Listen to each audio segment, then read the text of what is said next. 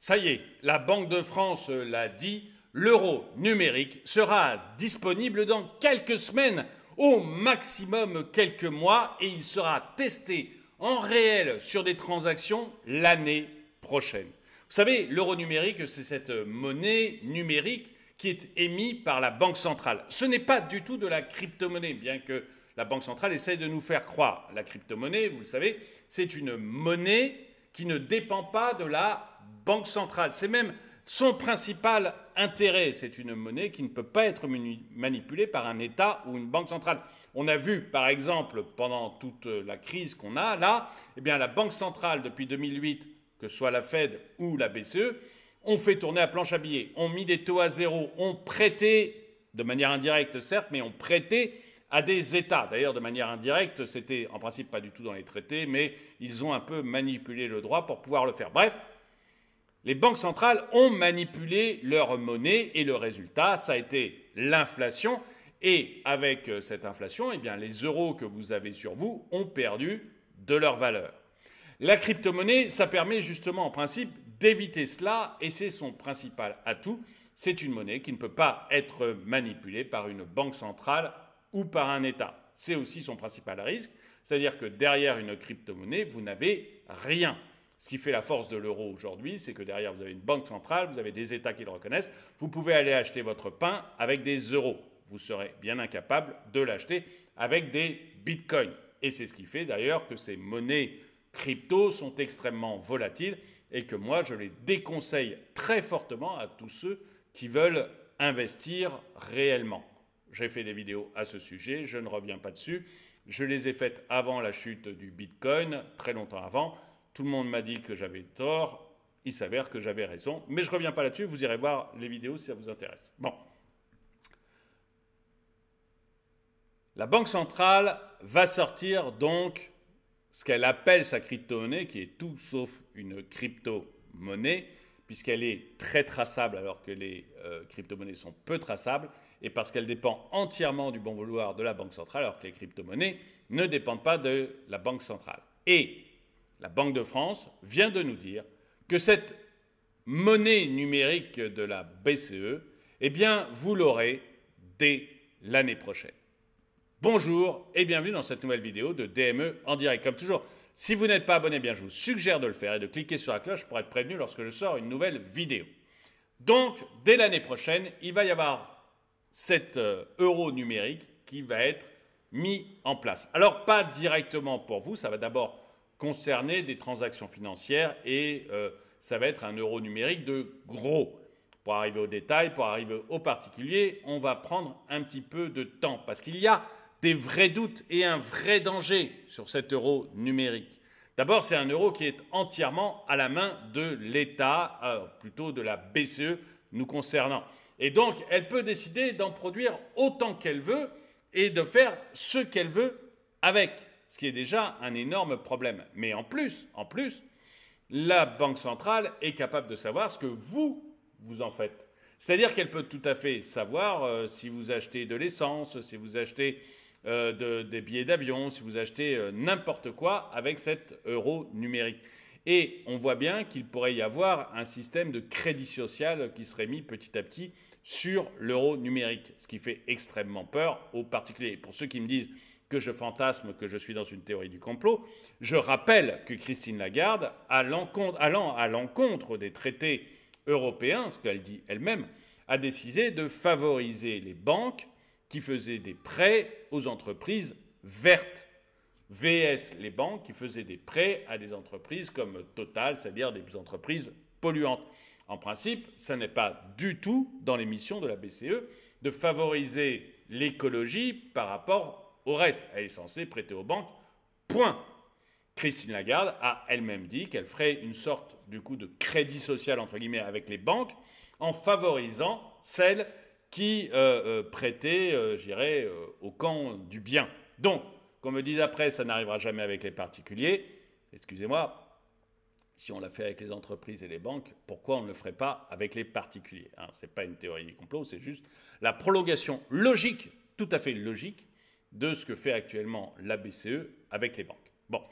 Donc, il y a un véritable problème avec cet euro numérique, notamment pour les particuliers, mais vous allez voir que malgré tout, on nie ce problème et la Banque de France nous explique que ça y est, c'est bon, c'est parti.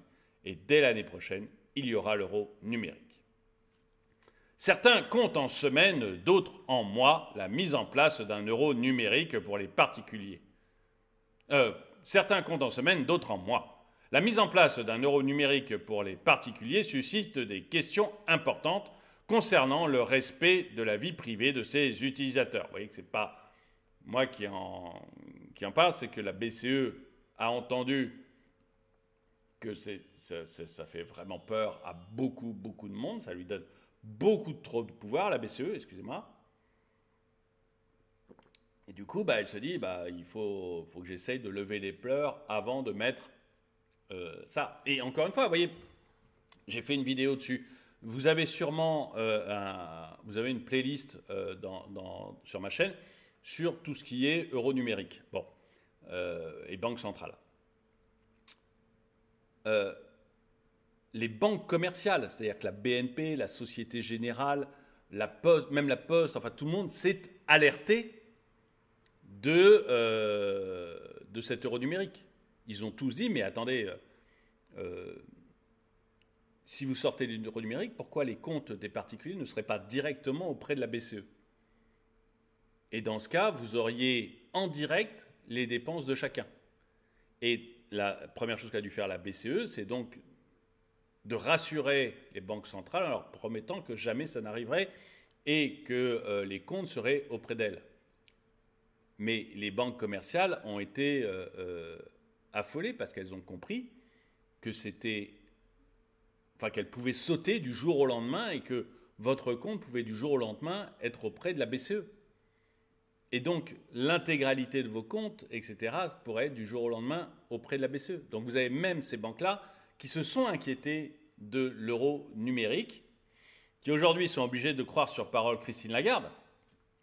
Mais même si Christine Lagarde ne ment certainement pas et dit certainement la vérité, son successeur peut changer d'avis demain et dire l'euro numérique, c'est directement auprès de la Banque Centrale Européenne. Et pour faire passer le poisson, il peut dire, mais attendez, en cas de relance, c'est une très bonne chose. C'est-à-dire qu'on crée 1000 euros numériques par personne, on les met sur votre compte bancaire que vous avez auprès de la BCE, on crédite 1000 euros numériques valables un mois.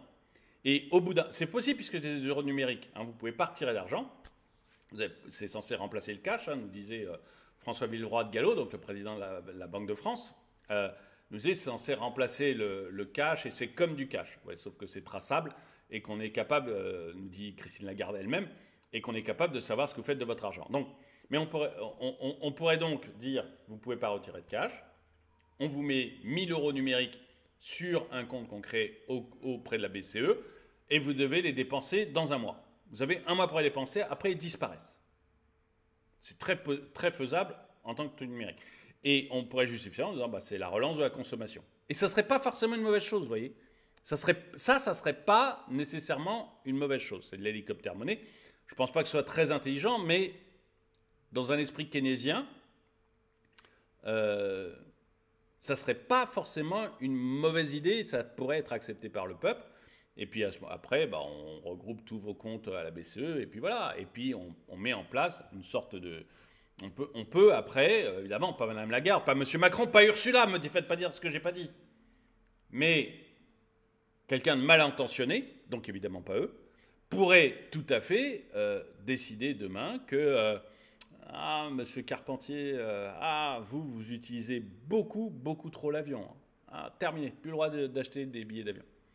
Madame Michu, vous, mais pourquoi vous faites 4 pleins par mois d'essence? Non, mais attendez, il y a un plein qui sert à vos loisirs, mais vous polluez. Donc terminez, 3 pleins d'essence par mois. Ou alors, votre euro numérique vaudra un petit peu moins. On vous mettra une petite pénalité sur votre euro numérique. Vous voyez, tiens, vous êtes bien noté socialement, votre crédit social est bien haut. Cette année, vous avez le droit d'aller faire un voyage un peu loin. Allez, la Banque centrale va vous prêter des euros numériques pour pas cher. On va vous mettre à un taux à 1%. vous pensez mal. Ah, vous avez dit du mal du président en place actuellement. Écoutez, ou du mal de l'écologie. Écoutez, dans ce cas, la BCE va vous prêter à 1,5. L'autre c'est à 1, vous c'est à 1,5 ou à 2. Vous voyez, on peut avoir ce genre... Parce qu'en fait, tout l'argent dépend à ce moment-là d'une seule personne. Donc moi, c'est ça qui me fait peur sur l'euro numérique. La seule justification pour moi, c'est la relance commerciale, keynésienne, entre guillemets.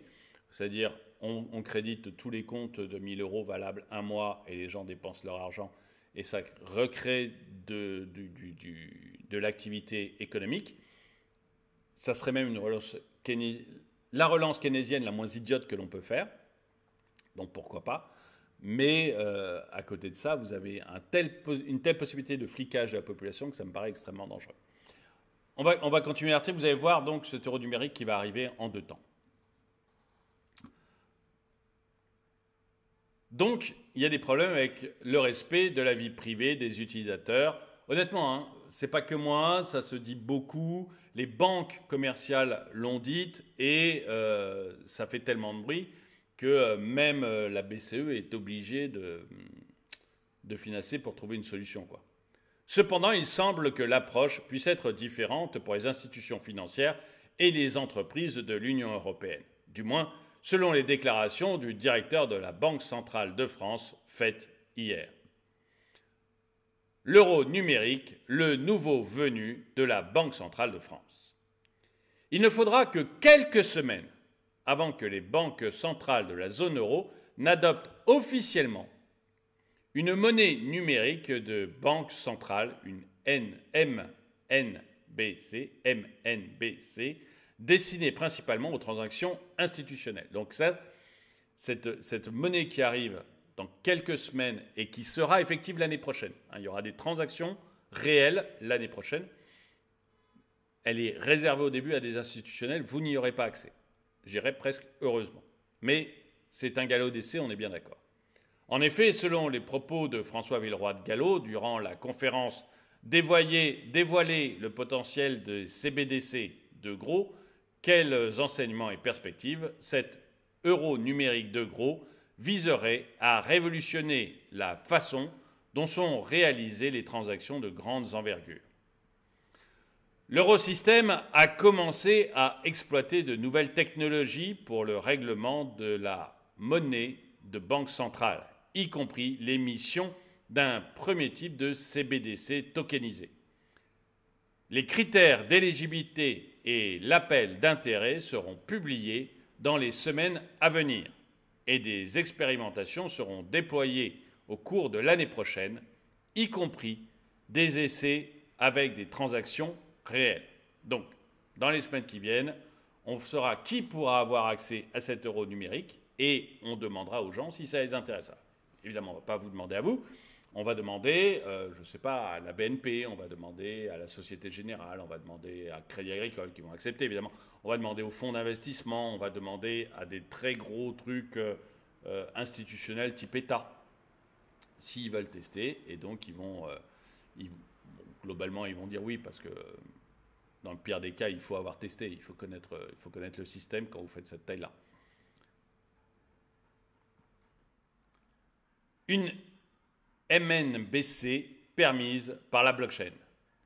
Il semblerait que le réseau qui permettrait les échanges fonctionnerait avec des smart contracts, permettant aux banques centrales de distribuer leurs propres euros numériques de manière plus efficace. Il est intéressant de noter, et c'est un peu le problème que voyaient les banques commerciales, c'est-à-dire, oui, c'est très efficace, c'est très très efficace. Le problème, c'est que ça remet en question les banques commerciales. C'est-à-dire que c'est tellement efficace qu'on n'a pas besoin des banques. Votre compte peut directement être auprès de la banque centrale. Et donc, au point de vue efficacité, je le redis, effectivement, je vois un intérêt d'efficacité, mais cette efficacité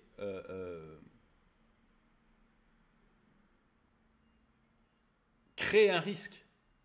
Imaginez que votre compte bancaire soit directement sous le contrôle d'Emmanuel Macron.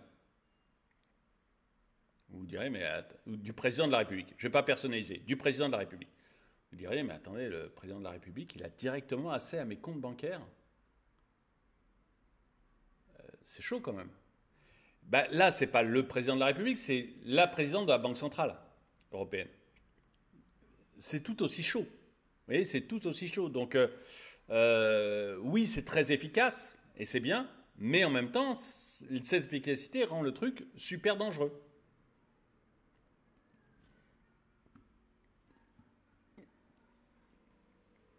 Il est intéressant de noter que, bien que les banques centrales soient souvent présentes dans les discussions contre Bitcoin et les crypto-monnaies, elles n'en dénigrent pas moins la technologie blockchain et la tokenisation. Mais voilà, alors là c'est un point sur lequel je suis d'accord avec les banques centrales. La technologie blockchain est exceptionnelle, c'est quelque chose de génial, mais comme je le disais sur ma vidéo sur Draw My Economy, vous allez sur ma chaîne principale, Draw My Economy, vous regardez Bitcoin, vous verrez, j'ai fait des vidéos là-dessus. Le Bitcoin, ce n'est pas la blockchain. Les crypto-monnaies, ce n'est pas la blockchain. Vous voyez, c'est deux choses totalement différentes.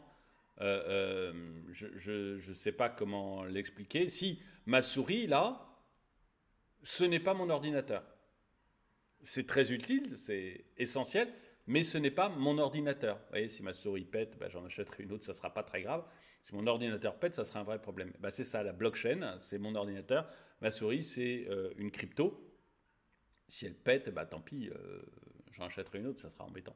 Donc voilà, ce n'est pas du tout la même chose. Et les cryptos, vous pouvez pas les. Vous prenez des très gros risques en investissement dans les cryptos, des énormes risques. Hein, je ne reviens pas là-dessus, mais franchement, je le déconseille à tout le monde. Certaines survivront, clairement, mais la plupart mourront. La plupart des cryptos disparaîtront. Certaines survivront. Et vous ne savez pas aujourd'hui lesquelles survivront. Hein, j'avais fait une analogie entre le Bitcoin et la crise de l'année 2000 avec les géants d'Internet. Le géant absolu de l'Internet en 2000, absolu, c'était Yahoo. Aujourd'hui, Yahoo, c'est 5% du part du marché. C'est plus rien. Et pourtant, en 2000, tout le monde aurait dit il faut investir dans Yahoo, c'est l'avenir. Non, l'avenir, c'était Internet. C'était pas Yahoo. L'avenir, c'est la blockchain, c'est pas les cryptos, enfin, c'est pas le Bitcoin. Vous voyez, il faut faire très attention à ça. Je suis désolé, je prends peut-être un peu beaucoup de temps, mais j'imagine déjà les commentaires parce qu'à chaque fois j'ai ça. Vous me dites, tu comprends rien au Bitcoin. Oui, enfin, quand j'ai fait ma vidéo en disant que ça allait être, que le Bitcoin était extrêmement risqué, était à 40 000, et tout le monde me disait il va remonter à 100 000, et puis le résultat, c'est qu'il est tombé à 20 000. Hein, donc, voilà. Il faut bien comprendre ça, il ne faut surtout pas investir dans les cryptos. Et comme le dit la Banque centrale, et pour une fois, je suis d'accord avec elle, vous voyez, le Bitcoin et les crypto-monnaies sont extrêmement critiquables. La blockchain, elle, est un truc génial. Voilà. Mais ce n'est pas la même chose. Donc, excusez-moi, je sais que je fais mais bon, tant pis. Je fais des parenthèses importantes, mais c'est vraiment essentiel d'avoir compris ça. C'est pour ça que je me permets de traîner un peu là-dessus. La Banque centrale explorerait alors des protocoles et des blockchains alternatifs, ainsi que son propre registre distribué exclusif pour le système de règlement de titres. Bon, ok. En fait, elle veut avoir tout sous la main. Enfin, moi, c'est comme ça que j'interprète. Elle veut totalement contrôler le truc. Ce qui est à la fois une bonne chose parce que vous êtes sûr que votre euro numérique a une valeur, ce qui n'est pas le cas avec une crypto, hein, je me répète. Vous êtes sûr que votre euro numérique a une valeur parce qu'il sera forcément accepté par votre boulanger. Par contre, ça donne un pouvoir à la Banque centrale qui est gigantesque et à mon avis beaucoup, beaucoup trop important. Un euro numérique vous savez, il faut faire très attention. Je vous promets, je fais 2 minutes, pas plus. Si vous voulez être parfaitement en sécurité, en France, vous mettez un flic à chaque coin de rue. armé. Là, vous serez parfaitement en sécurité. Par contre, votre liberté va en prendre un sacré coup, et c'est pour ça qu'on ne veut pas le faire. Si vous voulez être parfaitement en sécurité, chaque personne arrêtée par les policiers va automatiquement en tôle. On ne passe pas devant un juge. Il y a marqué meurtre 30 ans, un flic l'arrête, en prison pour 30 ans. Vous serez parfaitement en sécurité. Sauf que vous voyez bien que votre danger à ce moment-là, c'est plus le petit criminel du coin de la rue. Votre danger, ça devient l'État, qui pourrait décider de vous arrêter et de vous foutre en tôle pour 30 ans alors que vous n'avez rien fait. C'est exactement la même chose avec l'euro numérique. Vous avez un truc, vous aurez une très grosse sécurité, une très très grande sécurité, comme vos billets aujourd'hui, il n'y a pas de problème, qui sera extrêmement efficace. Et ça, je vous renvoie à mon analogie avec les policiers qui pourraient vous arrêter et vous mettre en tôle sans jugement. Donc, extrêmement efficace, extrêmement sécuritaire. Par contre, le danger deviendrait alors la banque centrale, qui pourrait alors vous imposer des choses dont vous n'avez pas envie. Et c'est vraiment ça, moi, que je vois avec l'euro numérique. C'est un danger pour la liberté, à mon avis. Contrairement à l'euro numérique de détail conçu pour être utilisé par les particuliers, donc qui n'arrive pas encore tout de suite, l'euro numérique de gros serait principalement destiné aux institutions financières, aux entreprises et à d'autres acteurs du secteur financier pour des opérations telles que des transferts interbancaires, des transactions sur les marchés financiers. Cette annonce met donc en évidence un paradoxe, car les projets institutionnels semblent progresser plus rapidement que le projet d'euro numérique de détail qui, d'après Christine Lagarde, aurait besoin d'au moins 2 ans. Il va falloir attendre au moins 2 ans pour que vous ayez ces euros numériques de détail dans vos poches et dans les miennes. Mais je ne suis pas sûr que ce soit une bonne nouvelle. Moi, on me dirait 20 ans, ça m'irait bien. Plusieurs facteurs contribuent à ce ralentissement. Tout d'abord, il y a de nombreuses préoccupations concernant le respect de la vie privée des utilisateurs. Vous voyez que je ne fantasme pas, que les complotistes ne fantasment pas là-dessus. Il y a des vrais problèmes si Christine Lagarde est capable de savoir exactement comment vous dépensez tout votre argent. Et quand François Villeroy-de-Galhau nous disait, je l'ai vu dans une autre vidéo, nous disait c'est comme du cash. Non, c'est pas comme du cash. Ça n'a rien à voir avec le cash. Si j'ai 50 euros, un billet de 50 euros sur moi, Monsieur Villeroy-de-Galhau est incapable de savoir comment je le dépense. Si j'ai 50 euros en euros numériques, il sait exactement comment je les ai dépensés. Ça n'a rien à voir. De plus, les contraintes juridiques se manifestent, notamment avec le règlement MICA et plus récemment avec la nouvelle directive DAC 8, qui ont des implications importantes sur la réglementation des crypto-monnaies et des monnaies numériques en Europe. Alors, je ne connais pas ces deux réglementations, mais bon. Aucune surprise ici, donc. La Banque centrale travaille sur son euro numérique, que nous le voulions ou non. Elle semble même bien décidée à en faire profiter les richissimes institutionnels qui lorgnent la tokenisation, et c'est bien fait. Le célèbre réseau SWIFT en tête. Pour conserver